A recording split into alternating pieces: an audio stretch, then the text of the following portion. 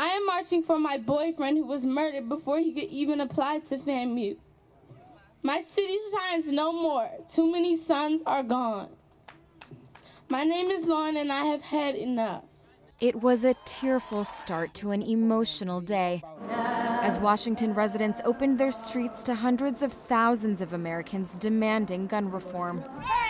And in a city that's lost a number of its youth to gun violence despite its strict firearm laws, the message for many was personal. That's right. Tyrone Parker's son was shot and killed more than 20 years ago. He's witnessed gun violence take its toll on Washington's inner city over the years.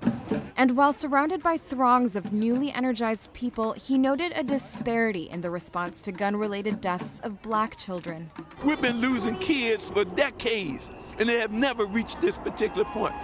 The swarm of attention on gun laws after the Parkland shooting has opened up deep wounds within some communities of color that have suffered disproportionately from gun violence for years and have felt neglected. When they got the attention that they had gotten, we should have got the same attention in return. For groups like Black Lives Matter, protesting is nothing new. The movement was born out of a compulsion to confront shootings of unarmed Black people. Now they're also urging Americans not to forget the overwhelming number of Black victims of gun violence. Black youth are under attack. What do we do to not fight back? And the student organizers from Parkland have been listening.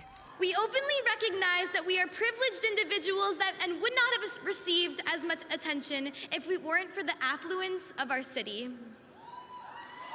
Because of that, however, we share the stage today and forever with those who have always stared down the barrel of a gun. Speaker after speaker urged the crowd not to turn a blind eye to gun violence affecting communities of color. I am here today to acknowledge and represent the African American girls whose stories don't make the front page of every national newspaper. For decades, my community of South Los Angeles has become accustomed to this violence. It is normal to see flowers honoring the lives of Black and brown youth that have lost their lives to a bullet. It's time for America to notice that everyday shootings are everyday problems. It is a message Parker has been waiting for. God works in mysterious ways, so we're taking help by any means necessary to be able to build in the bridge. The youth, the students, are really becoming more inclusive of this challenge here. This is our hope. Our hope is truly our youth and our kids that's marching today. That's the common denominator, and to God be the glory.